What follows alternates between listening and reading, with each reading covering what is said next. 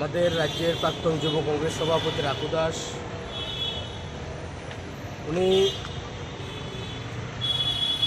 আমাদের দলীয় কাজে মহারাষ্ট্রের নাগপুরে আমাদের কংগ্রেস দলের প্রার্থীর সমর্থনে উনি ওখানে প্রচারে আছেন।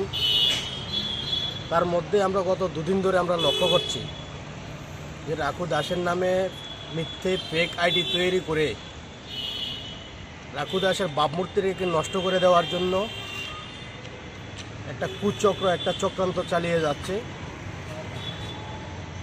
তার বিরুদ্ধে আমরা ওই ফেসবুক পেজের বিরুদ্ধে, আইডির বিরুদ্ধে আমরা লিখিত অভিযোগ করে আমরা পশ্চিম থানায় আমরা এফআইআর দায়ের করেছি।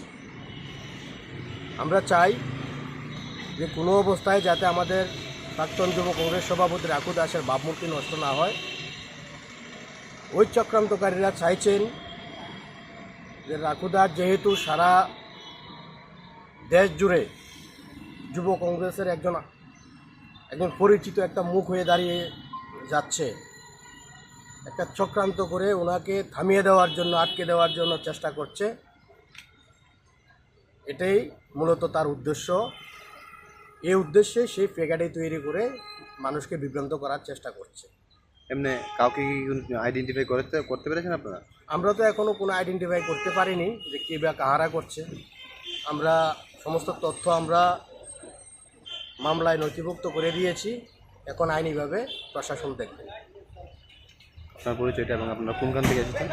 আমরা ত্রিপুরা প্রদেশ যুব কংগ্রেসের, আমি যুব কংগ্রেসের প্রাক্তন যুব কংগ্রেস প্রদেশ যুব কংগ্রেসের সোশ্যাল মিডিয়া চেয়ারম্যান, এবং এখানে যারা এসছে প্রত্যেকেই যুব নেতৃত্ব, এবং সিপাহীজলা জেলার, বিশালগড় জেলার যুব কংগ্রেস সভাপতি আছেন, উনি এই মামলা করেছেন। আপনার নাম? আমার নাম মনির হোসেন।